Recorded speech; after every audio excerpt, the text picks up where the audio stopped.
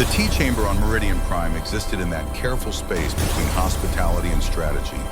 Vera had walked its perimeter 3 times already that morning, scanning every angle, every shadow, every possible line of sight where threat could manifest. 8 years of training under Commander Dravik had taught her to see rooms not as spaces, but as tactical environments. The curved walls offered no cover. The transparent, aluminum viewport exposed everything to the void beyond. The arrangement of seats suggested democracy, but Vera knew better.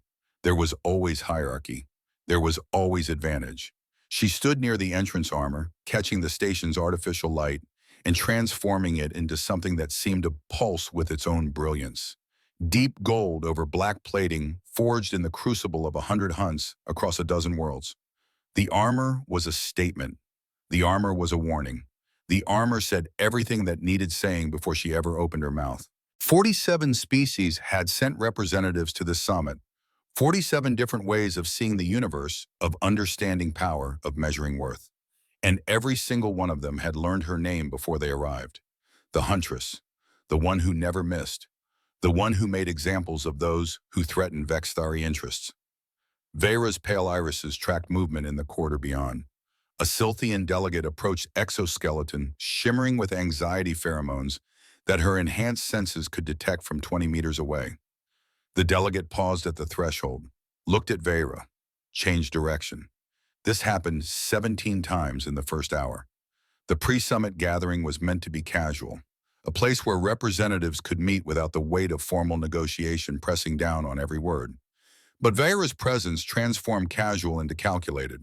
She watched them filter through the space, careful to maintain distance from where she stood. Watched them arrange themselves in clusters that deliberately excluded the area near her position. Watched them speak in voices that dropped when she moved, that stopped entirely when she turned her attention their direction. Good. Fear was efficient. Fear prevented complications. Commander Dravik had taught her that in their second year together. She'd been young then, newly elevated from the hunting corps to serve as his personal security.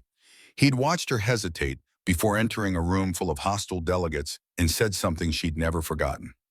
They should fear you, Vera, not because you want them to, but because fear is the shortest distance between threat and compliance. A hunter who inspires fear prevents the need for hunting. She'd built her reputation on that principle. 8 years of perfect execution. 8 years of making sure every species in the galactic community understood that threatening Vexthari interests meant facing something that didn't negotiate, didn't compromise, didn't fail. The human delegation arrived just before the hour turned. Vera had read the briefing materials, knew that humanity was a young species barely 3 generations removed from their home system, knew they had no military superiority, no technological advantage, no particular reason to be included in negotiations over 3 newly discovered habitable worlds. But the galactic community had extended the invitation anyway, for reasons that struck Vera as strategically questionable. Letting newcomers observe was one thing. Letting them participate suggested weakness. She watched them enter. 3 humans total, an older woman who carried herself with diplomatic grace, a younger man who seemed fascinated by everything around him, and another man who moved with a different quality entirely. This one noticed her immediately, met her gaze across the chamber, and didn't look away. Interesting. He was perhaps 30 years standard, though human aging patterns were difficult for her to assess. Dark hair worn slightly longer than military standard. Eyes the color of Earth's oceans, according to the cultural database she'd studied. He wore civilian diplomatic attire, but something in his posture suggested training. Not combat training, but something else. Something that made him hold space differently than the others around him. The atmosphere in the chamber changed when she moved toward the center of the room. It wasn't a sound that announced her approach, though her armor made a subtle harmonic when she walked. It was something else, something primal. The way air pressure shifted before a storm. The way small prey animals sensed predators before they appeared. The Vexthari delegates knew to hold their ground. They were her people, and running from their own huntress would suggest weakness. But the others scattered. A Krell security officer suddenly discovered urgent business elsewhere. 2 minor species representatives gathered their data tablets with studied casualness and drifted toward the exits. The Silthian delegate she'd seen earlier actually flinched when she passed. Within 30 seconds, the chamber had emptied by two-thirds.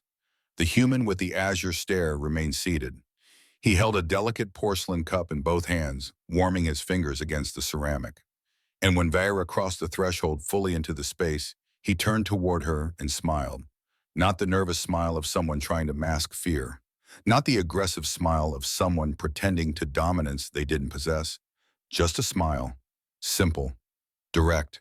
The kind that suggested he was genuinely pleased to see her. Vaira stopped. In 8 years of service, she'd learned to read threat assessment in the first 3 seconds of any encounter. Was the target armed?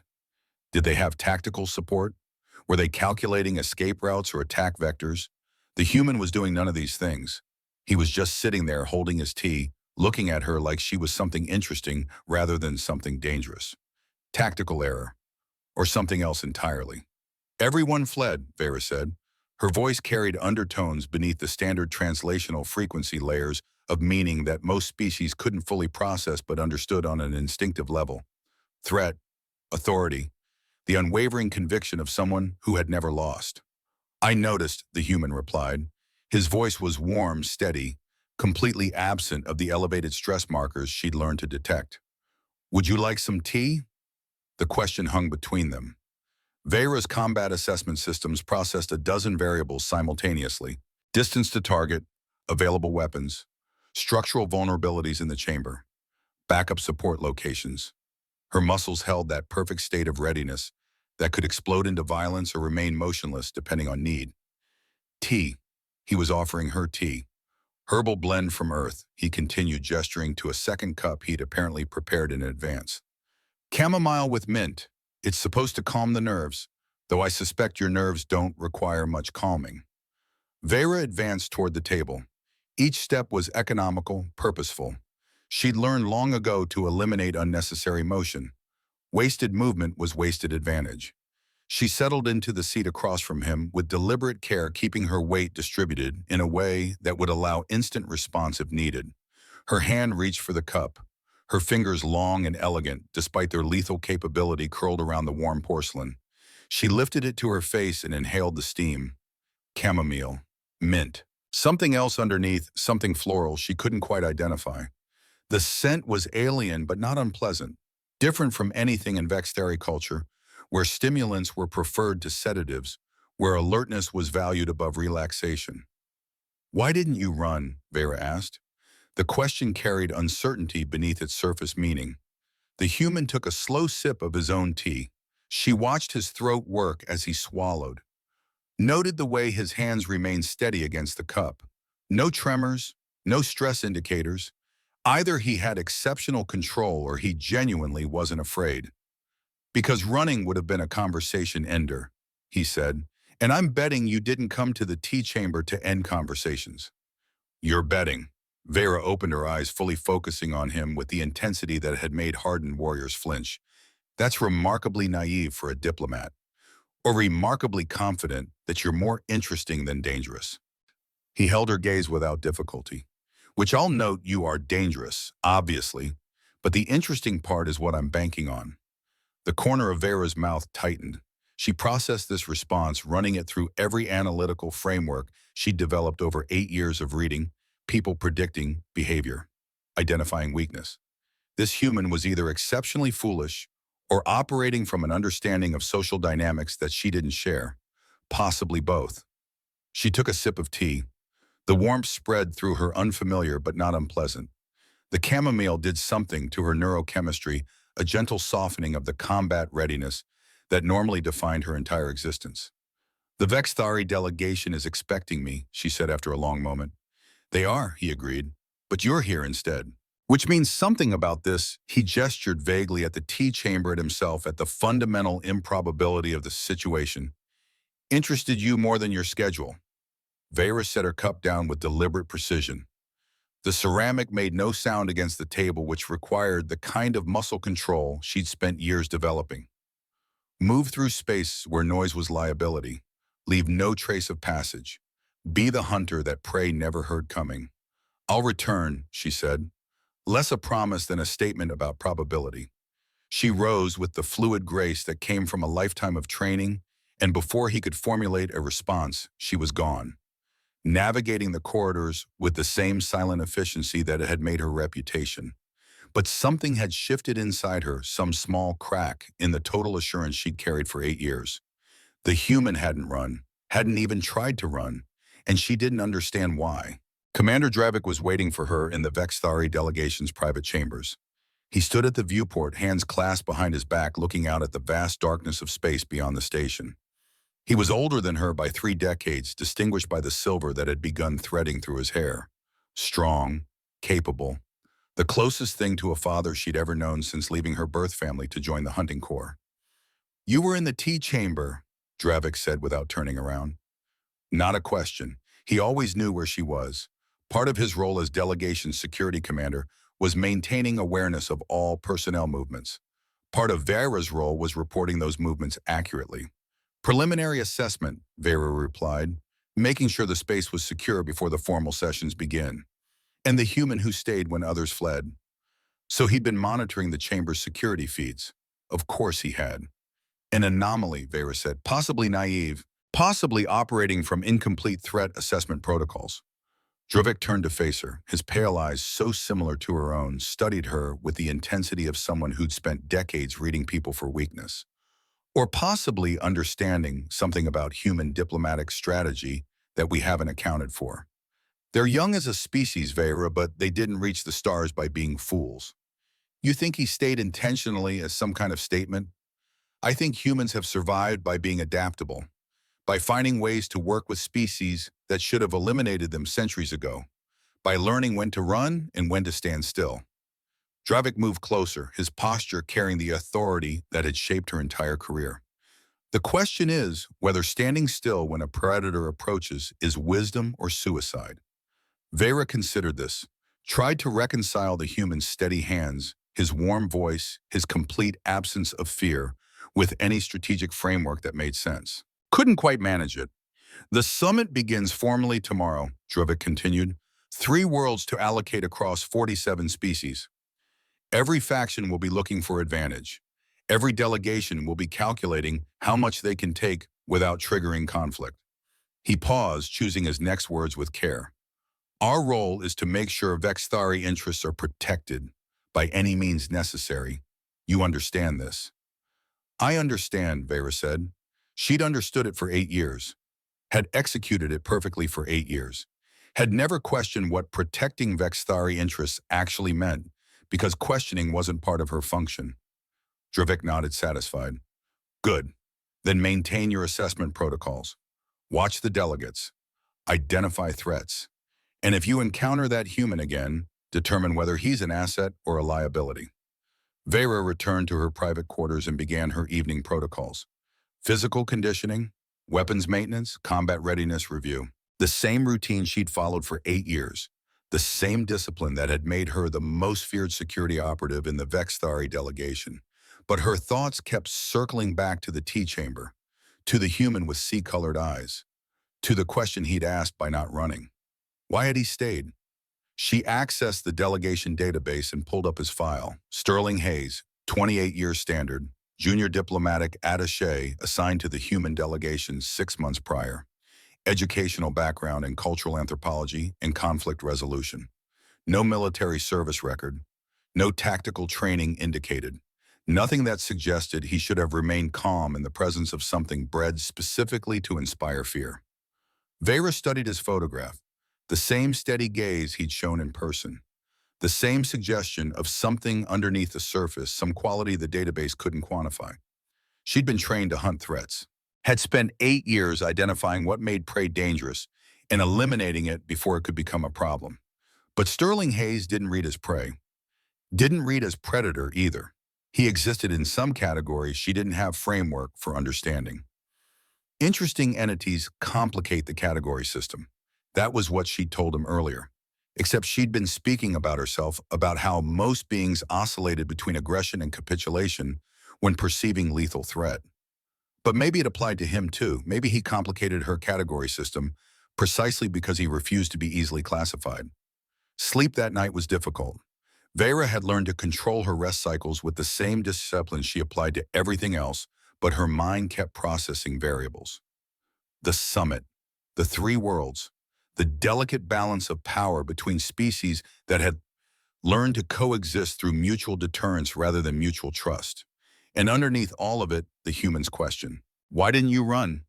She rose before the station's artificial dawn cycle began, conducted her morning protocols with mechanical precision, armed herself with the weapons that defined her role, and made a decision that surprised her even as she executed it. She returned to the tea chamber. Sterling Hayes was already there. He sat in the same seat, hands wrapped around the same style of porcelain cup, looking like he'd been waiting for her, which was impossible. She hadn't told anyone she was coming, hadn't known herself until 30 seconds before she walked through the door. But he looked up when she entered, and something in his expression suggested he'd known she would return. "You came back," he said, already preparing a second cup of tea. "The briefing materials mentioned that humans value routine," Vera replied, settling into the seat across from him. "I was testing whether the characterization was accurate." Sterling smiled. The same simple, direct smile that suggested genuine pleasure rather than tactical advantage. "And it appears to be incomplete. Humans value routine, but you also value deviation from routine when deviation serves a purpose you find compelling." She watched him pour the steaming liquid into her cup, noting the practiced precision of the motion. "I haven't determined which category applies here." "Maybe both," Sterling said, handing her the cup. Their fingers didn't touch, but the space between felt charged with something she didn't have name for. "Maybe I'm routine because I enjoy this, and you're here because you want to know why someone doesn't run from you." Vera's eyes narrowed slightly. He was analyzing her, using the same kind of framework she used on targets, but applying it conversationally rather than tactically, reading her behavior and drawing conclusions that struck uncomfortably close to accurate. "Tell me about Earth," she said, redirecting the conversation into safer territory. "The briefing materials are functional but incomplete. They lack context for why a species only recently emerged from their planetary system would have a diplomatic presence at negotiations over 3 worlds you have no military capacity to claim." Sterling settled back in his seat, warming his hands around his cup. The gesture was becoming familiar. Something about the way he held the tea suggested ritual comfort connection to something beyond just the liquid itself. "Because we have nothing to lose and everything to prove," he said. "We're not ancient like the Vexthari. We don't have technological superiority like the Krell. We can't breed collectively for purpose like the Silthians. But we have this quality. We're adaptable. We survived by learning how to work together despite being fundamentally different from each other. We did that for millennia before we even left our own world." "That's not answering the question of why you're here specifically," Vera observed. "That's answering why humans exist at all." Sterling conceded the point with a slight nod. "I'm here because I asked to be. Most diplomatic positions go to career politicians or military strategic specialists. But humanity's still learning the rules of galactic engagement, so they're sending younger people to listen to a blurb, to try things the established powers wouldn't risk." He took a sip of tea, buying himself a moment. "I'm expendable." Vera's grip on her cup tightened almost imperceptibly. She understood expendability, had seen it in junior hunters who took risks that veterans wouldn't, had seen it in security personnel who drew fire to protect more valuable targets. But Sterling spoke about his own expendability with such casual acceptance that it suggested either foolishness or a kind of courage she didn't have framework for understanding. "You don't seem particularly concerned about your expendability," she said. "Should I be? You don't tend to kill people who interest you. At least I'm assuming that's the pattern. Otherwise, you'd have eliminated half the delegation already, and instead they're just nervous." A sound emerged from Vikra that might have been something like amusement. Brief, controlled, but genuine. "The assumption is partially accurate. I kill targets and threats. Interesting entities complicate the category system. So I'm a complication. You're remarkably composed for a species with elevated metabolic stress responses." Vera shifted analytical frameworks, moving into the clinical assessment that had served her for years. "Your cardiovascular rate is elevated. Your pupils are dilated. Your breathing is shallow. Yet your communication remains coherent, and your word choice suggests no genuine fear." That's unusual. Sterling became acutely aware of his body. The racing heartbeat she'd identified. The subtle tremor he'd thought he'd concealed. I'm terrified, he admitted. I just don't think showing it serves any purpose. You're not going to kill me because I'm brave enough to admit I'm scared. You're going to kill me or not kill me based on factors I can't control. So I'm choosing to be honest instead of defensive. Vera tilted her head. The gesture engaged multiple sensory organs across her alien neurology, processing not just his words, but the resonant frequencies underneath them. Truth had its own signature. Lies had dissonance. This human was telling truth. Humans are illogical, she said, but her voice carried fewer harmonic layers than before. Simpler somehow. Possibly, Sterling agreed, but we're also the species you keep coming back to talk to instead of attending your actual responsibilities. The formal summit session began that morning, and Vira took her position near the Vexthari delegation. The primary negotiation chamber was designed for transparency. 47 species representatives arranged in a configuration that allowed everyone to observe everyone else. No hidden corners, no private consultations, every micro-expression visible to the collective. Commander Dravik led the Vexthari position from the central delegation seat. Vera stood 3 meters behind him, positioned where she could observe the entire chamber while remaining ready to respond to any threat. This was her role: silent, watchful, lethal if necessary. The negotiations should have been straightforward. 3 newly discovered habitable worlds to be divided based on species needs, ecological compatibility, capacity for settlement. The Vexthari wanted the mineral-rich world designated Kepler 452b. The Silthian collective required the high-humidity atmosphere of the secondary world. The Krell needed a system with multiple moons for their tidal, synchronized breeding cycles. Clear preferences that didn't directly conflict. Should have been simple. But immediately Vera sensed fractures. A Vexthari delegate, not Dravik, but someone with clear political alignment, began injecting complications into the discussion. Minor points escalated. The Silthians, supposedly indifferent to planetary mineralogy, suddenly developed concerns about subsurface composition. 2 minor species that had seemed aligned suddenly revealed they had competing claims. Vera tracked patterns with the same intensity she'd applied to her morning conversation with Sterling. This wasn't normal negotiation. This was orchestrated. Across the chamber, Sterling caught her gaze for a microsecond.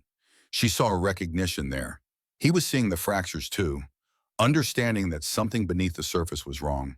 The morning session concluded without resolution. As delegates filed out, Vera noticed security patterns had shifted. The Krell security chief, who'd previously maintained neutral positioning, was suddenly coordinating more closely with Vexthari personnel.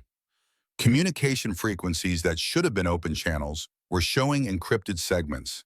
She filed this information automatically. Part of her assessment protocols, but something else nagged at her awareness, a pattern she couldn't quite identify, a sense that the fractures in negotiation weren't random, but designed. That evening, she found Sterling in the secondary meditation chamber. Not by accident. She'd tracked his movements through the station's monitoring systems, told herself it was tactical assessment of a potentially significant human presence. But the truth was simpler and more complicated. She wanted to talk to him, wanted to understand what he'd seen during the session, wanted to know if his perspective on the fractures matched her own growing suspicion that something was deeply wrong. He looked up when she entered, and his expression shifted from contemplative to alert. "Something's wrong with the summit," he said without preamble. Vera settled into the seat across from him. No tea this time. Just the direct confrontation of 2 people who'd seen the same pattern and needed to understand what it meant. "The Vexthari delegation is fracturing," she said quietly. The words felt like betrayal even as she spoke them. 8 years of loyalty to Dravik, to her people, to the mission of protecting Vexthari interests. But honesty demanded she acknowledge what she'd observed. "What you're seeing at the negotiation table is intentional. Multiple factions within my species wanting different outcomes. Some want the mineral world. Others are pursuing an agenda that extends beyond these 3 planets." "What kind of agenda?" Sterling asked. Vera's fingers tightened against her thigh. The gesture was unconscious, betraying tension she normally controlled perfectly. "I'm still determining that, but I've noticed security inconsistencies. personnel rotations that don't follow standard protocols, communication with delegations that should have no reason to coordinate. She turned her starlit gaze toward him. You've noticed the same things. That's why you said something was wrong. Sterling nodded slowly. I've been analyzing negotiation patterns across human history. What's happening here looks like a predetermined failure sequence, like someone wants these negotiations to collapse. To what purpose? That's what we need to determine, Sterling said, before someone does. As though punctuating his statement, an alert sounded through the station's communication system. Vera's translator caught the partial message. Security lockdown on level 7. Medical emergency in Conference Suite C. Vera stood immediately. Her hunter's instincts overrode diplomatic protocol. Sterling followed, and they moved through the corridors with purpose that suggested legitimate authority. A dynamic Vera had never expected. A human and a Vexthari Huntress moving in synchronization. Level 7 was controlled chaos. Medical personnel tended to a collapsed Silthian representative. Vital signs monitoring. Emergency protocols engaged. But Vera noticed something else. A subtle discoloration around the representative's feeding aperture. Something that looked like toxic residue. Poisoning. Someone had poisoned a delegate. Vera's presence at the scene caused immediate tension. Her authority as Vexthari security superseded normal protocol, but that same authority made her a potential suspect. She began asking pointed questions. Who had access? When was the representative last observed? What were preliminary toxicology findings? A Krell's security officer responded with enough information to be helpful, but Vera noticed the careful hedging in the responses. This officer knew something they weren't sharing. By the time she and Sterling returned to the meditation chamber 2 hours later, neither of them had spoken directly about the obvious implication. The conspiracy extended into security itself. Your delegation's security coordinator, Sterling said carefully. Commander Dravik, he's part of whatever this is. The words hit Vera like physical impact. She'd suspected, had felt the pattern forming in her mind throughout the investigation. But hearing it spoken aloud transformed suspicion into reality. Dravik has always had ambitions extending beyond security management, Vera said slowly. Each word felt like stepping onto uncertain ground. But I never believed he'd risk something this direct. Why would he poison a delegate? It doesn't destabilize negotiations. It adds urgency, sure, but it also adds suspicion to the summit itself. Unless the goal isn't successful negotiation, Sterling said. Unless the goal is to make the Accords fail spectacularly, to make this summit so fractured, so poisoned with suspicion that no agreement is possible. The three worlds remain unclaimed, ungoverned. Vera finished working through the logic with him. Available for whoever has the military force to take them. Not through treaty negotiation, but through conquest. Sterling watched her process this. Watched her face shift through calculations that he couldn't fully follow, but understood intuitively. She was realizing something profound about the person she'd trusted most. The conspiracy is larger than the Vexthari, Vera said. Multiple delegations are involved. Krell's security, at least elements of the Silthian delegation. Probably others I haven't identified.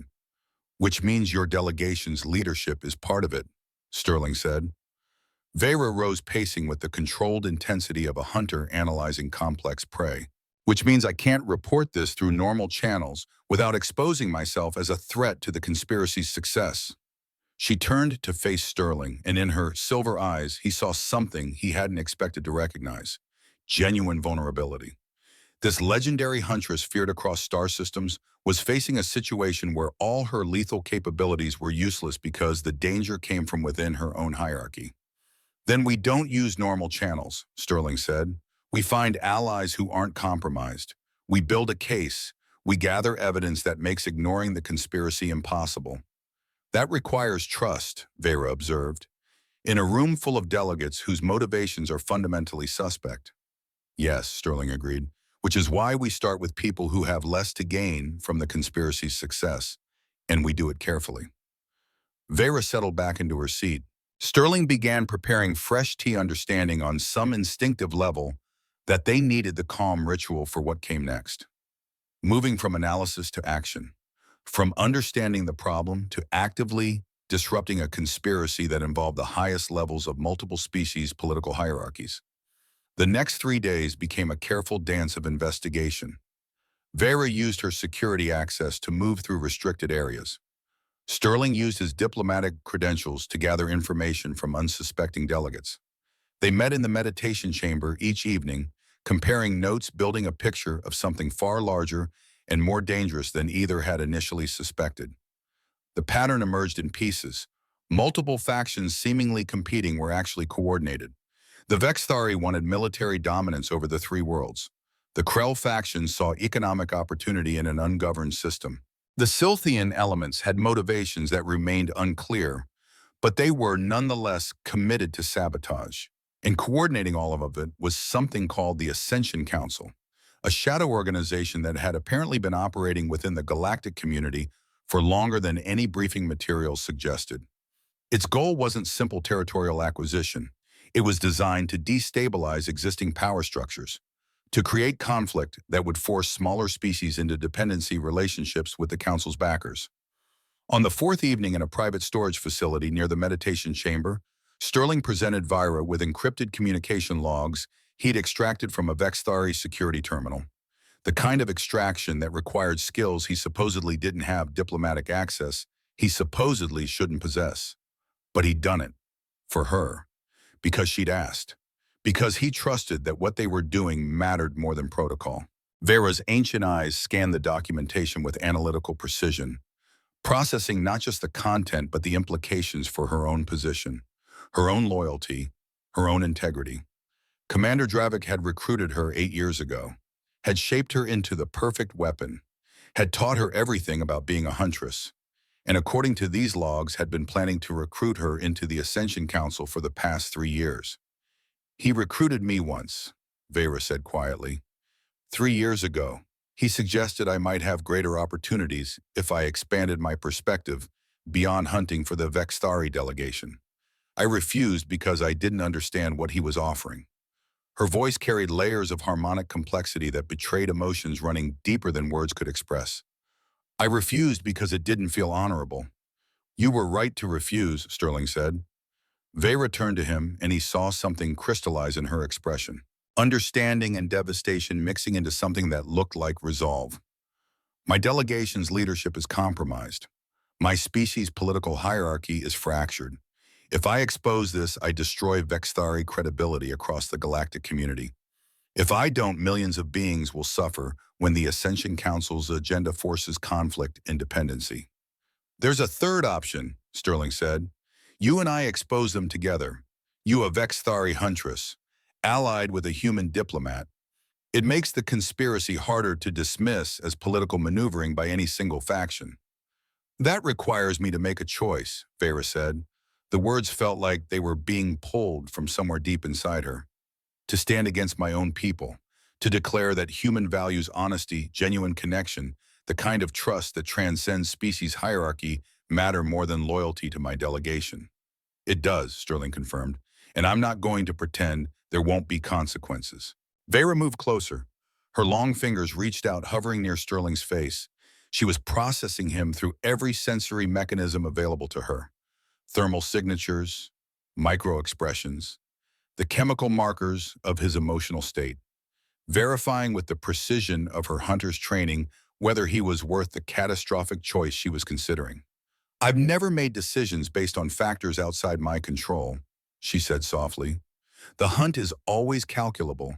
The target is always quantifiable. You are neither. I know, Sterling replied, yet I'm standing here considering destroying my own species' political standing because of something I don't understand and can't calculate. That's connection, Sterling said. That's what I was trying to explain about humans.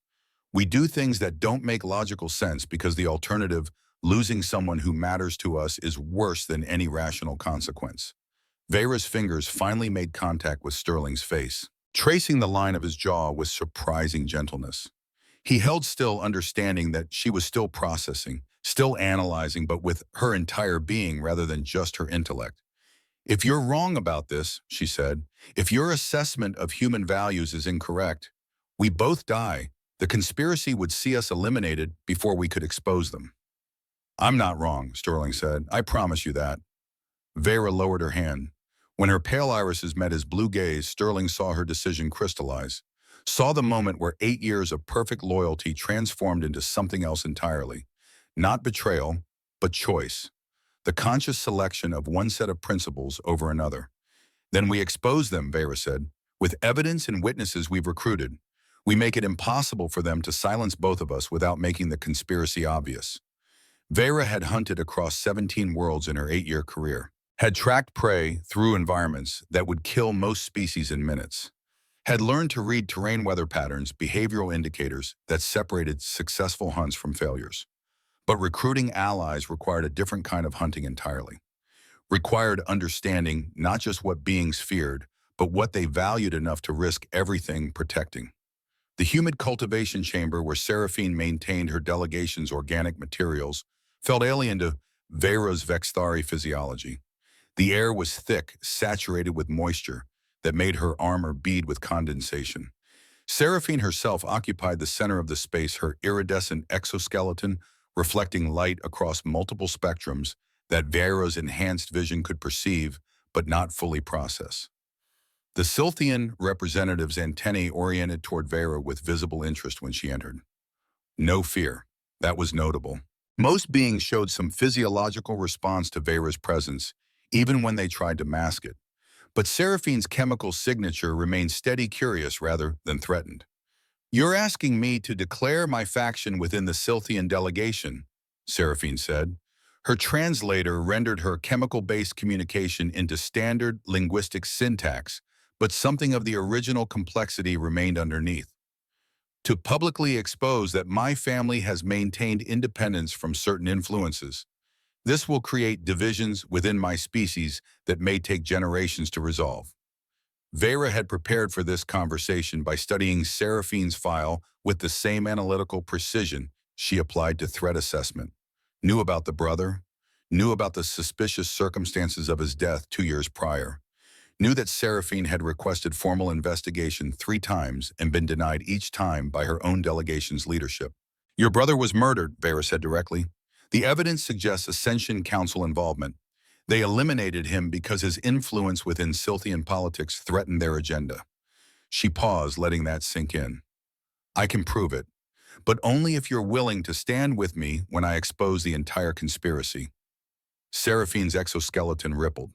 Vera had learned to recognize this as the Silthian equivalent of deep consideration. Processing information through multiple cognitive centers, simultaneously weighing variables that extended beyond immediate self-interest. "The human species values truth-telling even when truth creates consequences," Seraphine said. "I've observed this in your Sterling Hayes during negotiations. He lacks the sophisticated deception mechanisms that most galactic species have developed over millennia. It's almost refreshing in its primitiveness." "Is that a yes?" Vera asked. "It's a yes," Seraphine confirmed. "But understand this. If your exposure fails, I will ensure every species in the galactic community knows that humanity's diplomatic approach, while admirable in theory, proved inadequate in practice. Your species will learn that honesty without competence is merely loudness." Vera accepted this. Seraphine wasn't offering unconditional support. She was offering conditional alliance based on shared objectives and mutual accountability. That was more valuable than blind loyalty. That was the kind of commitment that didn't fracture under pressure. Commander Thane of the Krell Security Force occupied quarters that reflected his military background. Austere, organized with the precision of someone who'd made efficiency into philosophy. Weapons racks maintained in perfect order. Communications equipment calibrated to exact specifications. Every surface clear of unnecessary items. When Vera presented the evidence, Thane's response was immediate and unmistakable. His 4 primary arms crossed in a gesture she'd learned indicated both skepticism and intense focus. His base frequency communication caused her sternum to vibrate even through her armor. "My faction has suspected this for months," he said. "Commander Telmark has been routing resources through unauthorized channels. Personnel assignments that don't follow standard security protocols. Communications with delegations that should have no tactical reason to coordinate." He leaned forward, and Vera recognized warrior assessing warrior. My loyalty is to Krell's sovereignty and the integrity of galactic cooperation. Your exposure serves both. I will confirm the evidence before the delegation. This was simpler than recruiting Seraphine. Thane operated from military framework that Vetra understood instinctively. Orders were orders until orders became illegal. Then duty required disobedience. Clear, direct. The kind of moral clarity that made soldiers into reliable allies. There will be consequences for your career, Vera said. Consequences are how you know you're doing something that matters, Thane replied. If it were easy, everyone would do it. The third meeting proved more delicate. Ilara represented the Vorn delegation, one of the minor species that had the least political standing and therefore the most to lose from these negotiations failing. Her quarters were modest, reflecting her species' limited resources. But when Vera entered, Ilara stood with dignity that suggested she understood her own worth, regardless of galactic hierarchy. You're asking me to risk my entire delegation's standing, Ilara said.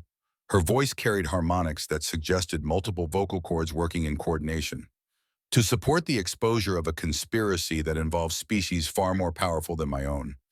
If this fails, the Vorn will be remembered as the species that tried to oppose the inevitable. Will be made examples of. Sterling had accompanied Vera to this meeting, standing slightly behind her in a position that suggested support without dominance. Vera appreciated this, understood that his presence communicated something important about human commitment to protecting smaller species. The conspiracy's goal is to destabilize the Accords, Sterling said quietly, to make cooperation impossible, to force species like yours into dependency relationships with whoever has the military force to claim the three worlds. If we don't expose it now, the Vorn won't be making choices about their future. You'll be accepting whatever terms the Ascension Council decides to impose. Ilara's eyes, large and expressive, in a way that reminded Vera of Earth prey animals, fixed on Sterling with intensity. Your species is young. You don't understand galactic politics the way we do. Don't understand how power actually functions when you're not at the top of the hierarchy. You're right, Sterling agreed. We don't understand it, which is exactly why we're trying to change it. Because from where we stand, the current system looks designed to keep some species on top and others permanently subordinate. And that doesn't seem like cooperation. That seems like domination with better marketing. Vera watched Ilara process this, saw the moment when fear transformed into something else. Neither courage nor recklessness. Recognition that fear without action was just another form of accepting defeat. If I do this, Ilara said slowly, if the Vorn support your exposure, you will remember that we chose to stand with you when we had every reason not to. When this is over, humanity will remember the Vorn.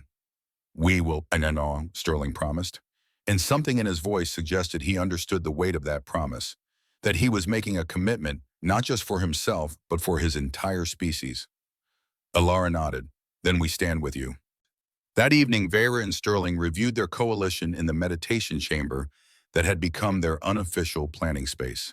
9 representatives total, Seraphine with her Silthian faction's intelligence resources, Thane with his military credibility and security access, Ilara and 3 other minor species representatives who had less political standing, but whose testimony would demonstrate the conspiracy's scope.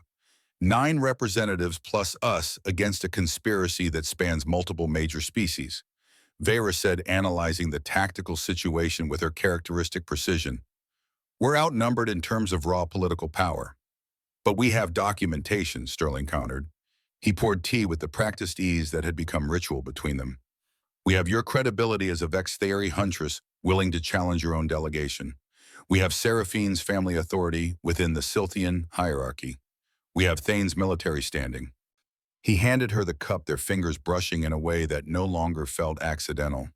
We're not trying to win a vote. We're trying to make the conspiracy undeniable.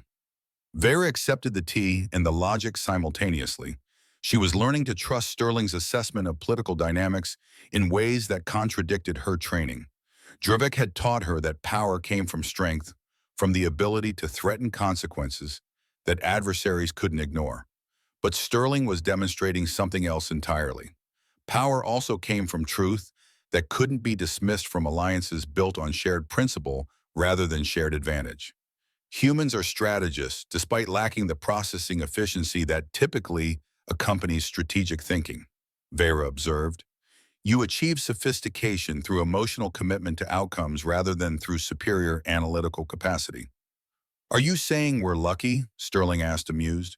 I'm saying, Vera replied, moving closer, that you've taught me something about how probability works.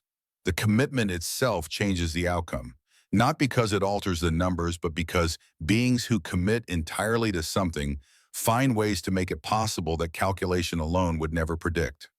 The moment stretched between them, comfortable silence that didn't require filling. Then Vera's communication device activated with a priority alert. Security flag. Unauthorized access detected in restricted archives. Her combat instincts engaged before conscious thought. She was moving toward the door, Sterling following both of them, understanding that something significant had just shifted.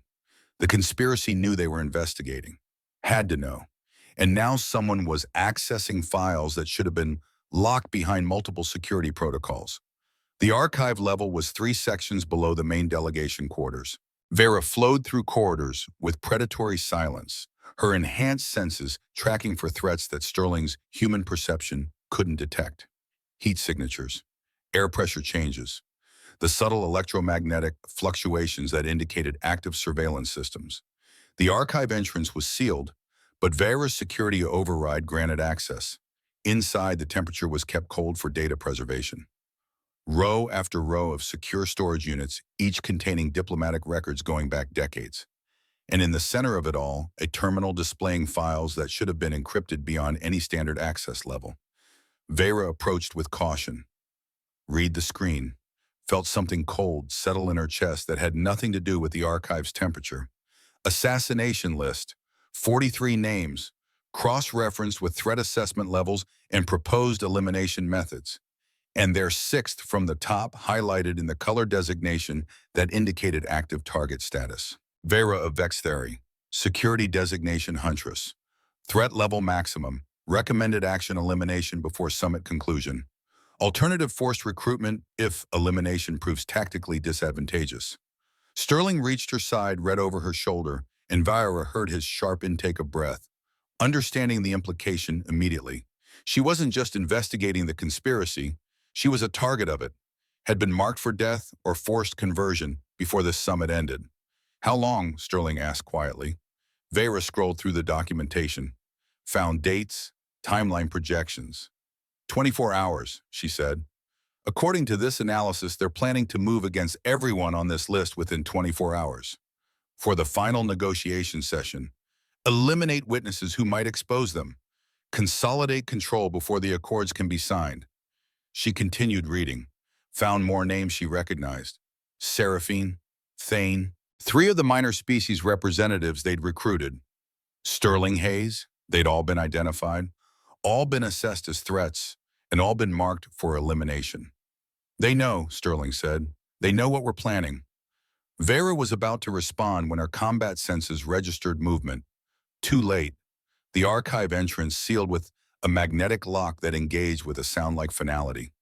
Emergency lighting activated, casting everything in red that made threat assessment difficult. So, and Commander Dravik's voice came through the environmental speakers with perfect clarity. Hello, Vera. She moved immediately, positioning herself between Sterling and the most likely attack vectors. Her hand went to the weapon at her hip, drawing with the practiced efficiency of someone who'd performed the motion 10,000 times. But no immediate threat manifested. Just Dravik's voice coming from everywhere and nowhere. I've been monitoring your activities, Dravik continued. Watching you recruit your coalition, watching you gather evidence, watching you prepare to make a choice that will define the rest of your very short life. A pause calculated for dramatic effect. I taught you better than this. You taught me to hunt threats, Vera said, addressing the empty air. I'm hunting the biggest threat I've ever encountered. You should be proud. I am proud. And something in Dravik's voice suggested genuine emotion. You've exceeded every expectation I had when I recruited you 8 years ago. You're exactly what I hoped to create. The perfect weapon, the perfect hunter, the perfect student. Another pause. which is why it grieves me that you're choosing to waste all that potential on naive human idealism. Sterling remained silent behind her, and Vera appreciated his tactical awareness. Speaking would only give Dravik additional information to work with. Better to let her handle this confrontation. I'm not wasting anything, Vera said. I'm choosing what I hunt. That's what you taught me. Identify the target, assess the threat, eliminate what endangers the mission. And you've decided I'm the threat, Dravik said. Your mentor, your commander, the closest thing to family you've had since joining the hunting corps. You've decided that everything I've built, everything I've worked toward for years is somehow more dangerous than the chaos of letting 47 species try to cooperate without proper guidance. Guidance, Vera repeated. Is that what you call manufacturing, conflict, poisoning delegates, planning to eliminate everyone who might oppose your shadow organization? I call it reality, Dravik replied. His voice hardened. The galactic community doesn't function through cooperation, Vera. It functions through careful management of power by those capable of wielding it. The Ascension Council exists because someone has to make the difficult decisions that democratic process renders impossible. Someone has to ensure that strength determines outcomes rather than sentiment. Vera was tracking his voice, trying to identify his actual location. The audio was coming through environmental systems, but there were subtle delays suggesting he was speaking from somewhere nearby, close enough to reach them quickly if he chose. The archive seals won't open for another 15 minutes. Dravik continued, apparently reading her tactical assessment. Long enough for us to have this conversation. Long enough for you to understand what you are really choosing. His voice shifted, became softer. Vera, you were like a daughter to me. I recruited you because I saw potential that extended beyond simple hunting. I trained you because I believed you could be something greater than just another security operative. Join me. Help me build something that actually matters. Help me create a galactic order based on competence rather than compromise. By killing anyone who disagrees with you, Vera said, by removing obstacles to necessary progress. Dravik's voice carried complete confidence. The beings on that list aren't innocents, Vera. They're impediments. They represent chaos masquerading as cooperation, weakness pretending to be strength. If we eliminate them, we eliminate the primary barriers to actual stability. Sterling finally spoke, his voice steady despite the situation. Stability through murder isn't stability. It's tyranny with better public relations. Ah, the human. Dravik's voice carried something like amusement. The one who convinced my perfectly trained Huntress that vulnerability was somehow superior to strength. Tell me, Sterling Hayes, what happens to your naive idealism when someone with actual power decides to test it, when someone points out that your species only exists in galactic politics because more advanced civilizations tolerate your presence? We survive, Sterling replied simply. The same way we've always survived, by refusing to accept that might makes right. Sentiment, Dravik said dismissively. Vera, I'm going to give you a choice. The choice I've been preparing you for over the past 3 years. Join the Ascension Council. Use your skills to help us create actual order. Or refuse and discover what happens to weapons that turn against their creators. The archive entrance unsealed. Not 15 minutes later, but now, immediately. And Dravik stood in the doorway alone and unarmed, except for the combat capability that Vera knew matched her own. He looked exactly as he always had. Distinguished silver hair, pale eyes that reflected light like mirrors. The posture of someone who'd commanded respect through competence and violence in equal measure. But now Vera saw something else underneath. Something she'd missed for 8 years because she'd been too busy learning from him to question what he was teaching. Calculation. Cold assessment of everything and everyone as tools to be used or obstacles to be removed. No warmth, no genuine connection. Just the total assurance of someone who decided he knew better than everyone else and felt justified in any action that served his vision. Come with me, Dravik said. Leave the human here. He's not important. You are. You're the one I've invested 8 years developing. You're the one with potential that extends beyond this moment. He extended his hand in a gesture that might have looked paternal if Vera didn't recognize it as tactical positioning. Choose wisely, student. Vera looked at his hand, looked at Sterling standing behind her, looked at the assassination list still displayed on the terminal screen. 43 beings marked for death because they represented inconvenient obstacles to someone's vision of order. She'd spent 8 years following Dravik's orders without question. 8 years trusting that his judgment was superior to her own. 8 years believing that loyalty meant obedience. But Sterling had taught her something else, had shown her that questioning authority wasn't weakness, that choosing your own principles mattered more than following someone else's vision. That connection based on genuine trust was stronger than hierarchy based on fear. No, Vera said. The word hung in the cold archive air. Simple, absolute, irreversible. Dravik's expression didn't change, but Vera saw micro-movements in his posture that indicated combat preparation. No, he repeated. After everything I've done for you, after everything I've taught you, after I chose you specifically from hundreds of candidates because I saw something in you worth developing, you're saying no. I'm saying you taught me to be a weapon, Vera replied, but you never asked if I wanted to be one. Sterling taught me I could choose what I become, and I choose not to be your weapon anymore. Dravik moved with the speed of someone who'd been preparing for this exact confrontation. His hand blurred toward a concealed weapon, drawing and firing in a motion so fluid it seemed almost casual. But Vera had been trained by him, knew his patterns, knew his techniques, knew exactly how he'd attack because she'd watched him train her to attack the same way.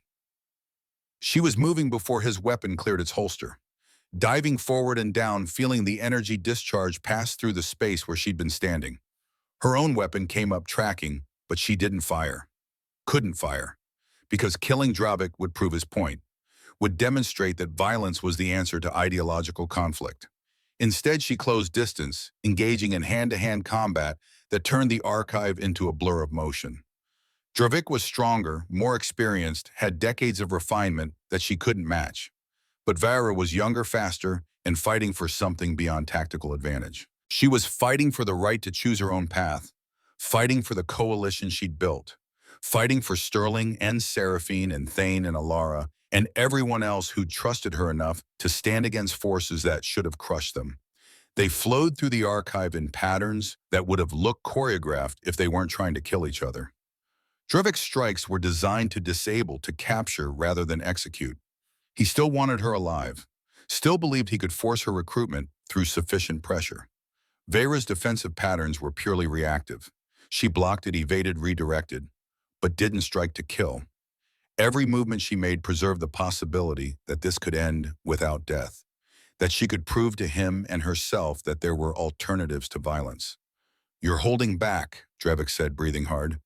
"After everything I taught you about commitment to the hunt, about following through without hesitation. You're holding back." "I'm choosing restraint," Vera countered. She felt blood running down her shoulder where one of his strikes had connected, felt the familiar burn of combat injury, but kept moving. "There's a difference. Restraint is just fear wearing a mask," Dravik replied. He pressed his attack, forcing her backward towards where Sterling stood. "You're afraid to be what you really are. Afraid to embrace the power you've spent 8 years developing. Afraid to make the hard choice that would actually matter." Sterling moved then, not attacking Dravik directly, but positioning himself to block the terminal screen, protecting the evidence, ensuring that even if this confrontation ended badly, the documentation of the conspiracy would survive. Dravik noticed this movement, smiled. The human protects data while his ally bleeds. How perfectly illustrative of human priorities. Information over loyalty, abstract principles over immediate reality. "He's protecting what matters," Vera said. She saw an opening, took it. Her strike connected with Dravik's arm, not hard enough to break, but enough to numb. Enough to demonstrate that she could have killed him if she'd chosen to. Dravik's expression shifted. Understanding crystallized. "You had the shot," he said quietly. "You had the killing blow. And you pulled it." "Yes." "Then you've already lost," Dravik said, "because I won't make the same mistake." He moved with lethal intent. No more testing, no more assessment. Pure killing motion designed to eliminate threat rather than capture asset. His hand caught Vera's throat, lifting with the enhanced strength that Vextari physiology enabled. Her vision started to narrow, combat trauma responses indicating oxygen deprivation. and Sterling hit Dravik from behind with something heavy from the archive storage. Not enough force to seriously injure, but enough to break his concentration. Enough to make him drop Vera and turn toward this new threat. "Run," Sterling said to Vera. "I've got the data. We can—" Vera didn't let him finish. She grabbed Sterling's arm and moved toward the exit, her combat training overriding the instinct to continue fighting. Sometimes tactical retreat was the only winning strategy. Sometimes survival mattered more than victory. They ran through corridors while Dravik's voice echoed behind them. Not pursuing physically, not yet, but making sure they understood the implications of their choice. 24 hours, Vera. That's all you have. And when those hours expire, everyone on that list dies. Everyone you've recruited, everyone you've convinced to trust you, their blood will be on your hands because you chose sentiment over sense. They reached the meditation chamber. Sealed the door. Sterling immediately began transmitting the data they'd recovered to their coalition members. Vera sank into a chair, her shoulders screaming with pain she'd been suppressing through combat adrenaline. Sterling finished the transmission, turned to her, saw the blood, moved with efficient precision to retrieve medical supplies from the chamber's emergency kit. "Let me see," he said quietly. Vera allowed him to examine the wound, felt his hands steady despite everything they'd just experienced, clean and sealed the laceration with practiced care that suggested he'd done this before. "You didn't kill him," Sterling observed. "You had opportunities. I saw at least 3 strikes that could have been lethal if you'd followed through." "I chose restraint," Vera said. The words felt important, felt like defining something essential about who she was becoming.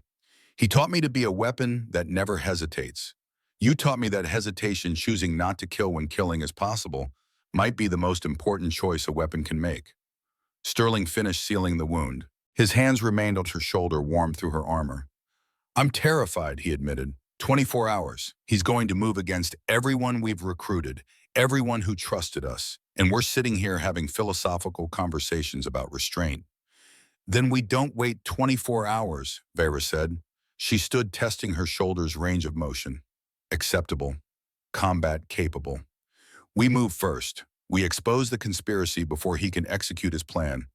We force everything into the open where his shadow organization can't operate." "That's accelerating the timeline," Sterling said. "We were planning to present evidence in 3 days. Give ourselves time to build the case properly. Make sure everything was documented beyond dispute." "Plans change," Vera replied. "We have enough evidence. We have enough allies. And we have something Dravik doesn't expect. We have the willingness to risk everything on a principle rather than calculating optimal advantage." Sterling looked at her, and in his blue eyes, Vera saw something that made her chest tighten. Not fear, not doubt, trust. Complete trust that they were doing something that mattered more than personal survival. "Tomorrow then," Sterling said, "we expose them at the formal summit session, in front of all 47 delegations. Make it impossible for them to operate in shadows anymore." "Tomorrow," Vera agreed. They spent the rest of the evening coordinating with their coalition, encrypted communications to Seraphine, Thane, Alara, and the others, warning them about the assassination list, explaining that the timeline had accelerated, preparing everyone for a confrontation that would either change galactic politics forever or get them all killed. But as the station's artificial night cycle reached its deepest point, Sterling's communication device activated with priority alerts, multiple sources, simultaneous transmissions, all showing the same horrifying image. Dravik stood in the primary delegation chamber, surrounded by 12 representatives from minor species, Seraphine, Alara, 3 others from their coalition, and 7 additional delegates who'd simply been in the wrong place when Dravik's security forces had locked down the chamber. "I'm transmitting this to every delegation on the station." Dravik's voice came through with perfect clarity. 12 hostages, 1 execution every hour until Vera of Vexthari surrenders herself to me. The first dies in 57 minutes. Sterling looked at Vera, horror evident in his expression. "He's forcing your hand, making you choose between yourself and everyone we recruited." "No," Vera said, her mind already racing through tactical options. "He's making a mistake. He's consolidating our allies in one location, making them visible to every delegation, proving the conspiracy threatens everyone." They die if you don't surrender, Sterling said. They die if I do surrender, Vera countered. He'll eliminate them regardless because they're witnesses.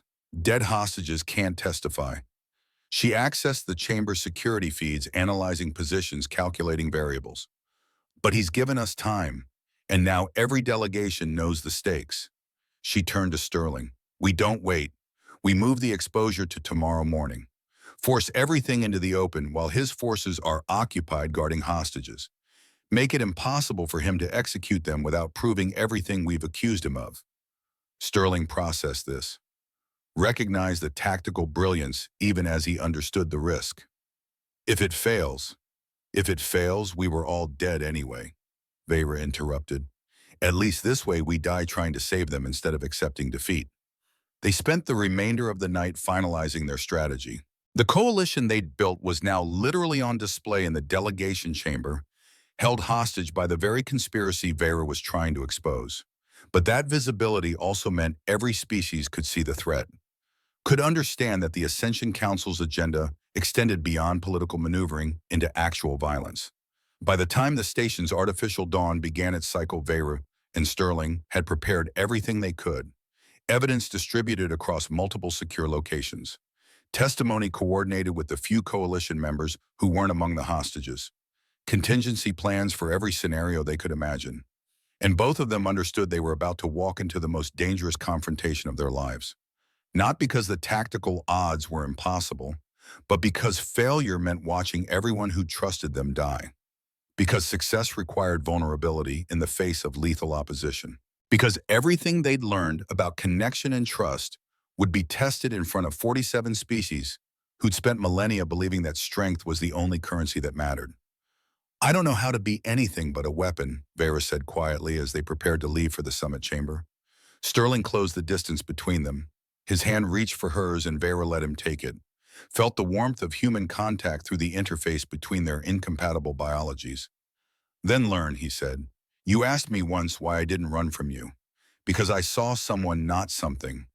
Someone capable of being more than they'd been trained to become. Vera wanted to believe him. Wanted to trust that principle could overcome power.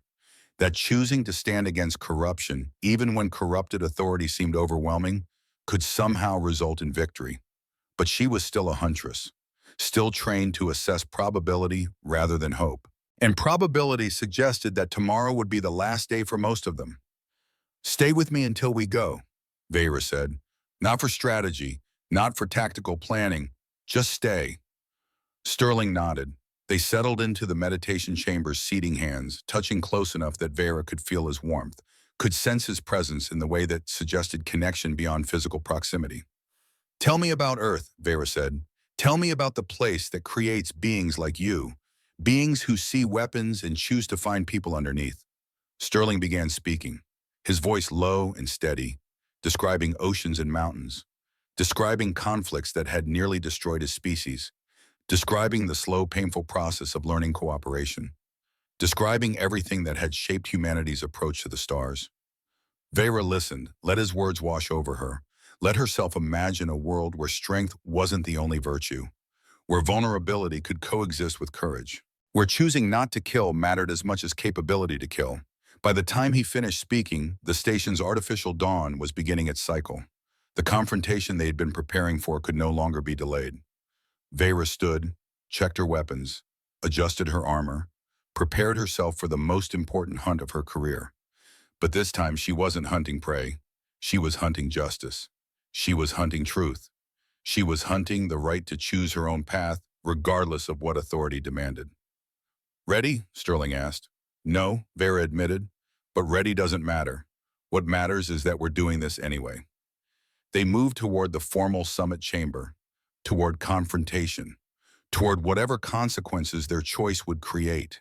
And Vera understood with complete clarity that she was no longer the weapon Dravik had created. She was something else entirely. Something still being defined. Something that might not survive the next few hours. But something worth being regardless of survival. The formal summit chamber held 47 delegations in a configuration designed for absolute transparency. No hidden corners, no private consultation spaces. Every species representative visible to every other, arranged in ascending tiers that suggested equality while actually creating clear sight lines for security assessment. Vera stood in her designated position behind the Vexthari delegation armor, catching light and transforming it into something that seemed alive. She'd performed this duty dozens of times across her 8-year career, had learned to become invisible through perfect stillness, present only when threat manifested. But today she would become the most visible being in the chamber. Today, she would transform from weapon into witness. Commander Dravik occupied the primary Vexthari position, confident and composed. He'd given no indication that last night's confrontation had affected him. No visible injury. No stress markers. Just the complete confidence of someone who believed his vision of order justified any action required to achieve it. The hostages were still confined in the adjacent delegation chamber, visible through transparent aluminum partitions. Seraphine, Ilara, 10 others, all of them watching the summit session with expressions that ranged from fear to defiant hope, all of them trusting that Veshra and Sterling would find a way to save them. The morning session began with ceremonial protocols. Station Commander Corvus, a bureaucrat whose authority extended to facilities management but not political complexity, presented the day's agenda.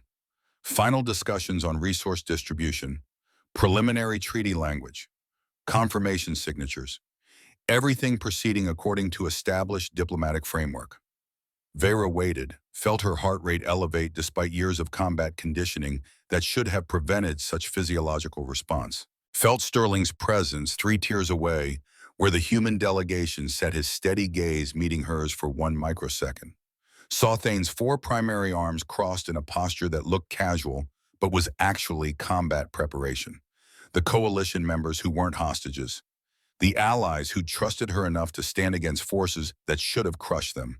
Beings who'd chosen principle over safety, who'd made themselves targets because she'd convinced them that truth mattered more than survival. The preliminary discussions proceeded for exactly 43 minutes. Then Vera moved. She stepped forward from her position behind the Vexthari delegation, advanced into the central presentation space where only senior representatives were authorized to speak. Her armor made that subtle harmonic sound that every delegate had learned to associate with danger.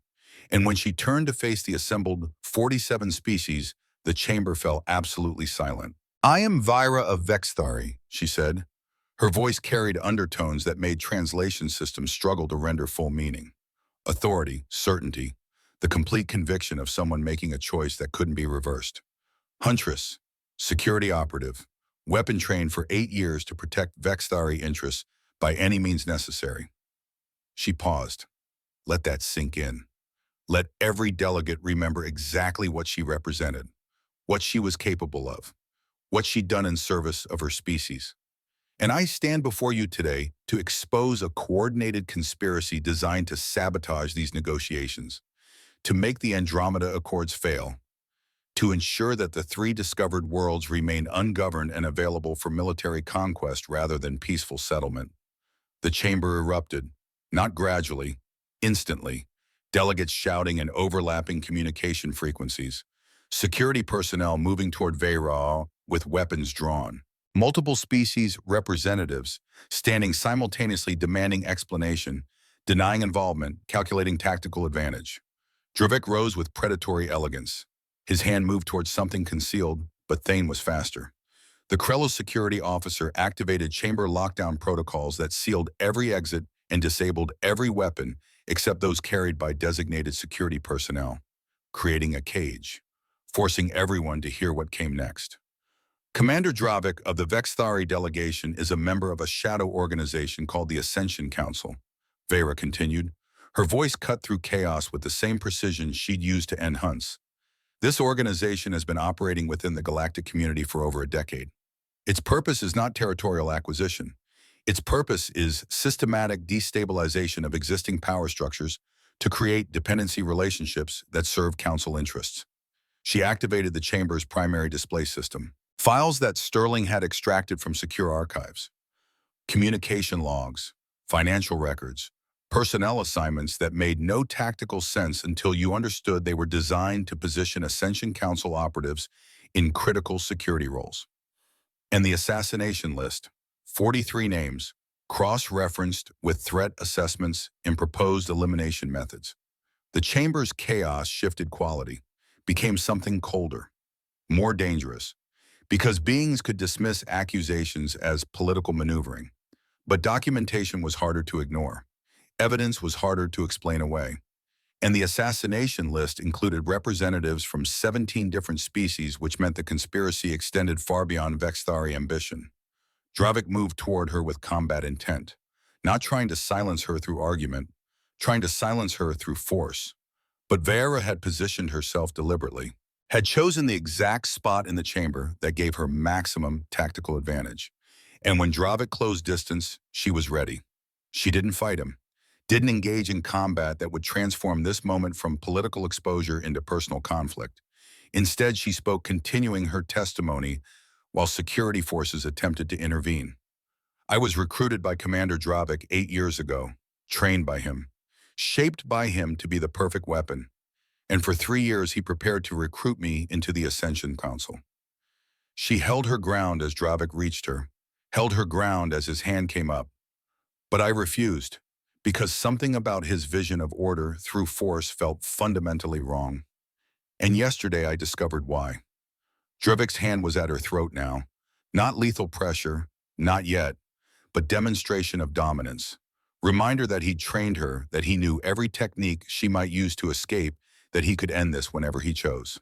The conspiracy poisoned a Scythian delegate 3 days ago. Vera continued, her voice strained but audible. They've planned assassination of 43 beings who represent obstacles to their agenda. They've infiltrated security organizations across multiple species, and they're betting that no one will believe a weapon when she testifies against her creator. Through the transparent partition, Seraphine rose from her position among the hostages. Her exoskeleton caught light as she moved, and when she spoke, her chemical communication was rendered into standard syntax with perfect clarity. I corroborate this testimony. My older brother was killed 2 years ago under circumstances that my delegation's leadership refused to investigate. I now have documentation proving his death was ordered by Ascension Council operatives who feared his influence within Scythian politics. Thane pointed his weapon at Dravik with calm precision, not threatening, just creating space for truth to continue. The Krell military has suspected internal corruption for months. Commander Telmark has been routing resources through unauthorized channels. The documentation confirms what we couldn't prove through standard investigation. Alara stood small and dignified among the hostages. The Vorn delegation was approached 6 weeks ago with an offer. Join the Ascension Council's agenda or face consequences when the accords fail. We refused, and yesterday we learned our names appear on the assassination list. The conspiracy threatens not just these negotiations, but the fundamental principle that smaller species have voice in galactic affairs. The chamber's chaos transformed into something else. Not agreement, not immediate acceptance, but recognition that multiple independent sources were confirming the same pattern. That the conspiracy's scope extended beyond what any single faction could fabricate for political advantage. Dravik stood at the center of the chamber, surrounded by evidence he couldn't dismiss and testimony he couldn't silence. For the first time in Vera's 8 years of knowing him, he looked uncertain. Not afraid exactly, but aware that his carefully constructed plan was collapsing in ways he hadn't anticipated. You've made your choice, Dravik said to Vera. His voice carried harmonics that suggested profound disappointment. You've chosen naive human idealism over Vexthari strength, chosen sentiment over strategy, chosen to destroy everything I built because one junior diplomat convinced you that vulnerability was somehow superior to power. I chose truth, Vera replied. You taught me to hunt threats. I'm hunting the biggest threat I've ever encountered. The threat of authority that believes might makes right. The threat of power that operates without accountability. The threat of order built on corpses. Dravik's expression hardened. He reached for the terminal at the chamber's control center, not attempting escape, not trying to fight his way through security forces that were beginning to surround him. Something else entirely. His fingers moved across the interface with practiced precision, and the chamber's emergency systems activated with a sound that made every security operative in the room recognize catastrophe. Dead hand protocol engaged. Station self-destruct sequence initiated. 15 minutes to core breach. The chamber's chaos became something primal. Species representatives moving toward exits that were sealed. Security forces attempting to override commands that were locked behind authorization codes only Station Command should possess. Drivik standing at the center of it all with the total assurance of someone who'd prepared for exactly this contingency. If I cannot have victory, Drevik said, then no one survives to claim it. 40,000 beings on this station. 40,000 lives that end in 15 minutes unless someone stops me. Unless someone can reach the primary power core and disable the sequence before it reaches critical mass. Vera understood immediately. The power core was 3 levels below the summit chamber. Through corridors that Drabik had surely secured. Past defenses he'd spent weeks positioning. Only someone with his exact security clearances could access the override protocols. Only someone with his training could navigate the route fast enough to reach the core before detonation. Only Vera. This is what you made me for, Vera said quietly. This exact moment. Training me to be the only being who could stop you. Setting up a scenario where I'd have to choose between letting 40,000 die or proving I was still the weapon you created. Precisely what Dravik confirmed. So choose, run to the power core. Disable the sequence using the skills I taught you. Prove that 8 years of training matter more than 3 days of human philosophy. Or stay here and watch everyone you've recruited die because you hesitated. Sterling was moving toward her, but Vera held up a hand, stopping him. Because Dravik was right about one thing. She was the only one who could reach the core in time. The only one with the speed, the training, the tactical knowledge to navigate what would surely be a lethal obstacle course. I'll return, Vera said to Sterling. The same words she'd spoken in the tea chamber that first day, but now carrying different weight. Now a promise rather than a probability assessment. She moved. Through the chamber's emergency exit that Thane had unsealed. Into corridors that immediately showed evidence of Dravik's preparation. Security systems activated. Automated defenses online. A labyrinth designed to slow anyone attempting to reach the power core. But Vera had been trained by the being who designed this labyrinth. Knew his patterns, knew his tactical thinking, knew exactly how he'd structure defenses because he'd taught her the same methodology. She flowed through the corridors like water finding paths through stone, avoided pressure sensors that would trigger automated weapons, disabled security nodes with precision that came from years of training, advanced with the same predatory silence that had made her reputation across 17 worlds. And all the while the countdown continued. 12 minutes. 11 minutes, 10 minutes remaining. The power core chamber was at the station's center. Massive in Dusartun, the kind of engineering that made interstellar civilization possible, but that most beings never saw. Fusion reactors that could power a small city, containment fields that held temperatures matching stellar cores, safety systems designed to prevent catastrophic failure under any normal circumstance. Dravik had turned those safety systems into weapons. He waited at the core's primary access terminal, had positioned himself exactly where Vera knew he'd be, not trying to escape, not trying to hide, just waiting for the confrontation he'd been engineering for 3 years. 8 minutes, Dravik said calmly. 8 minutes to decide what you really are. 8 minutes to prove whether you're still the Huntress I created or just a weapon that learned to feel remorse. Vera approached with the same controlled grace she'd used to enter the tea chamber that first day. No wasted motion, no unnecessary aggression, just the complete efficiency of someone who'd spent 8 years eliminating inefficiency from every action. I'm going to stop the detonation, Vera said. I know, Dravik replied. The question is whether you'll stop it by killing me, taking my authorization codes from my corpse, or by somehow convincing me to surrender. And I'm very interested to discover which option you choose. They moved simultaneously. Not attacking exactly, testing. Probing for weakness in patterns they both knew perfectly because they'd trained against each other for 8 years. Dravik struck high and Vera countered low. She attempted to disable his dominant arm, and he blocked with the enhanced reflexes that age hadn't diminished. 7 minutes, 6 minutes, 5 minutes remaining. The combat was brutal, efficient. Two apex predators who understood each other completely trying to find advantage in perfect symmetry. Dravik was stronger, more experienced, had decades of refinement. But Vera was younger, faster, and fighting for something that extended beyond tactical victory. She was fighting for everyone in that summit chamber. For Sterling and Seraphine and Thane and Alara and all the others who trusted her enough to stand against impossible odds. She was fighting for the choice to be something other than a weapon. Fighting for the right to define her own purpose rather than accepting someone else's vision. 4 minutes, 3 minutes, 2 minutes remaining. Vera's strike connected with Dravik's throat. Not lethal, not yet, but debilitating. He collapsed gasping and she was on him. Her hand at his neck, positioned exactly where she needed to be to end his life with a single motion. Training and instinct in 8 years of perfect execution, all demanding she follow through. Kill the threat. Eliminate the obstacle. Prove she was still the Huntress he'd created. The terminal displayed 90 seconds to detonation. 90 seconds to get his authorization codes.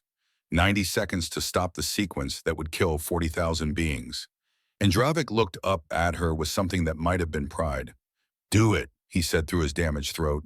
"Prove you're still what I made you. Prove that when it matters, when lives are actually at stake, you choose survival over sentiment." Vera's fingers tightened, felt his pulse beneath her palm, felt how easy it would be to end this, to prove he was right about her, to demonstrate that 8 years of training mattered more than 3 days of learning something different. "No," Vera said. She released his throat, stepped back, 60 seconds remaining. "I'm not going to kill you," Vera said, "because you're wrong about what I am. Wrong about what strength means. Wrong about everything you tried to teach me beyond the technical skills." She moved to the terminal. "Give me the authorization codes." "Or what?" Dravik asked. He was smiling, actually smiling. "You'll torture them from me. You'll hurt me until I break. You just proved you won't kill me. You just demonstrated that sentiment overrides survival. So what exactly do you imagine happens in the next 45 seconds? 30 seconds? 25 seconds? 20 seconds remaining." Vera's mind raced through possibilities, through scenarios, through every tactical option available, and found nothing. No way to extract the codes in time. No way to override the sequence without his authorization. No way to save 40,000 lives without becoming the weapon he'd created. Except Sterling, Vera said into her communication device. "The human you dismissed as irrelevant.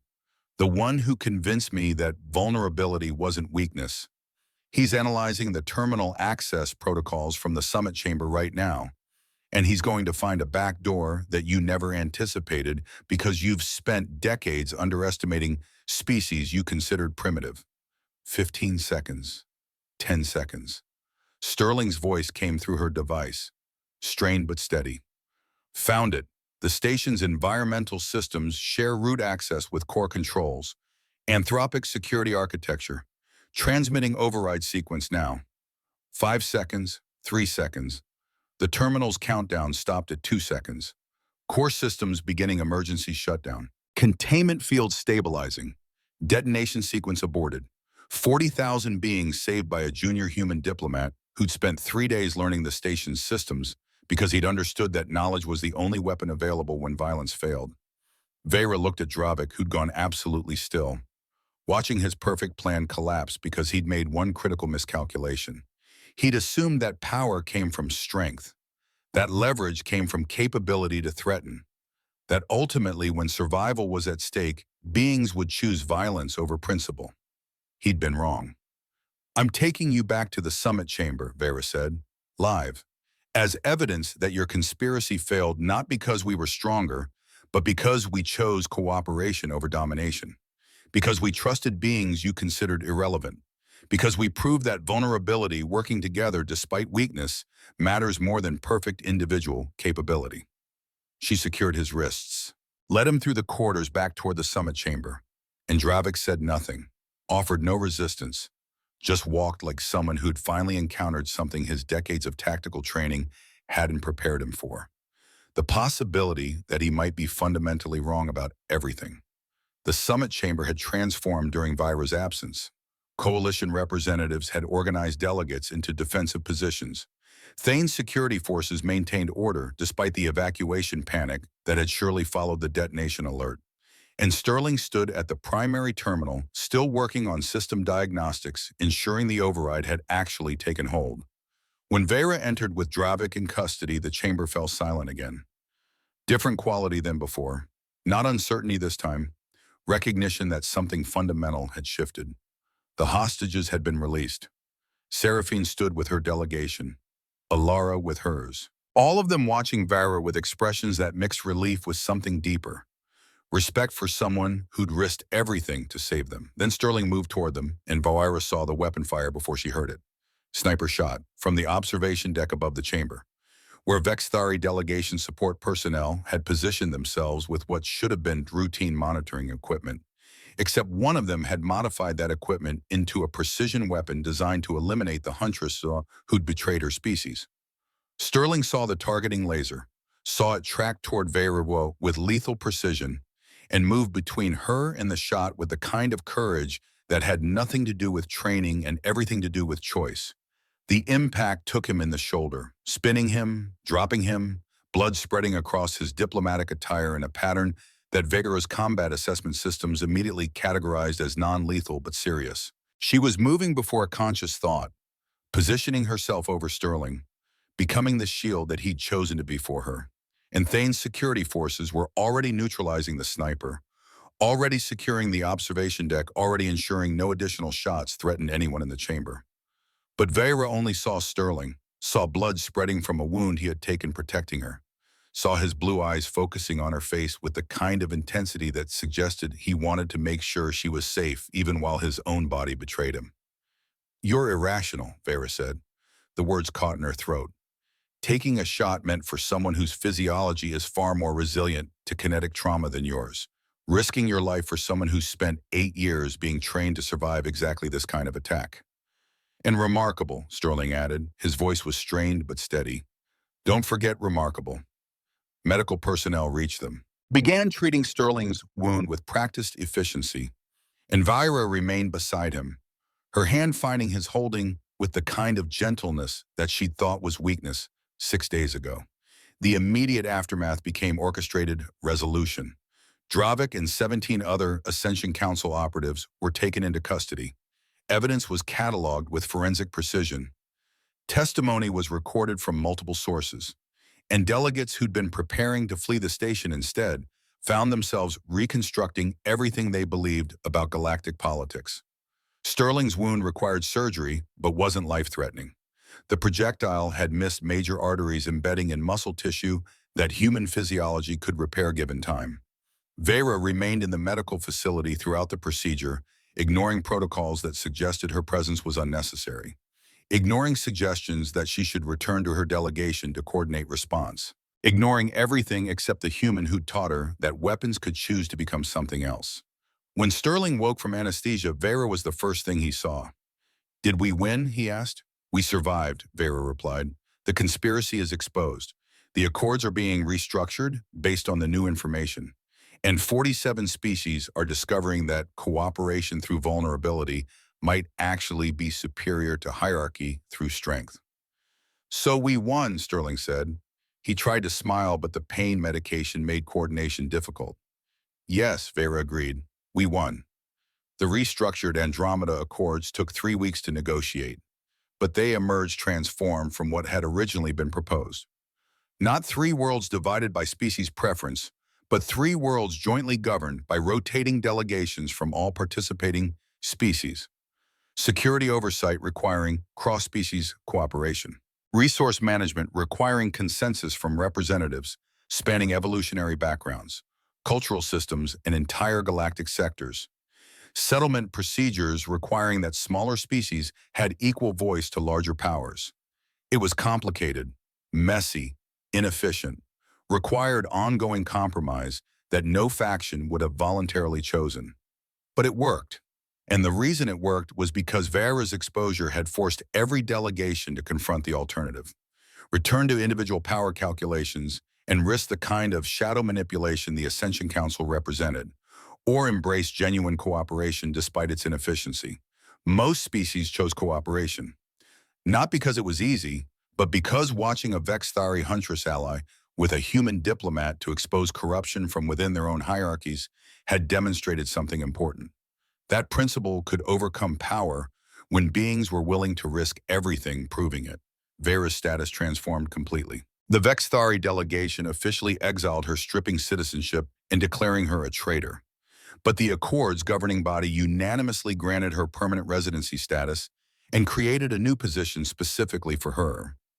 Ambassador for Interspecies Security Coordination. Authority to investigate threats to the Accords across all member species. Responsibility to ensure that the transparency they'd fought for remained preserved. Sterling was promoted to lead negotiator for humanity's settlement efforts on Kepler 452b. And when the Accord's governing body suggested that his role would benefit from close coordination with Vera's security mandate, neither of them objected to the assignment. 6 months after the exposure, Vera stood in the observation chamber one final time before her transfer to Kepler 452b. She looked out at the vast darkness of space at the ships from 47 species preparing for departure, some heading toward newly governed worlds, others toward home systems. All of them carrying news of a political restructuring that had emerged not from military force, but from the willingness of beings to risk everything for principle. Sterling joined her at the viewport. His shoulder had healed well, though the scar tissue would remain as permanent reminder of the day he'd chosen to shield her. The Vexthari are requesting dialogue, he said. Not formal reconciliation yet, but preliminary discussions about reintegration. Vera felt something complex at that news. Neither quite hope nor forgiveness, but possibility. The understanding that exile didn't have to mean permanent separation. That choosing principle over species loyalty could eventually lead to species choosing different principles. I'm not going back, Vera said, even if they offer full citizenship restoration, even if they acknowledge that exposing the conspiracy was correct. I'm not going back to being what I was. I know, Sterling replied, but maybe you don't have to go back. Maybe they come forward to where you are now. They stood in comfortable silence. Then Sterling spoke again, his voice carrying the kind of careful consideration that suggested he'd been thinking about this for weeks. Come to Earth with me, Sterling said, after the initial settlement protocols on Kepler 452b are established. Take leave. Visit my home world. Understand where I come from. Meet the species that creates incomprehensible diplomats who offer tea to apex predators. Vera turned to face him, studied his expression with the same analytical precision she'd once used to identify threats, saw genuine hope there, saw the vulnerability of someone offering something important, saw invitation to continue learning what connection meant beyond tactical alliance. Your species experiences anxiety about being understood, Vera observed. You want to show me where you evolved. Let me see the biological and social context that shaped your approach to connection. That's remarkably human. Is that a yes? Sterling asked.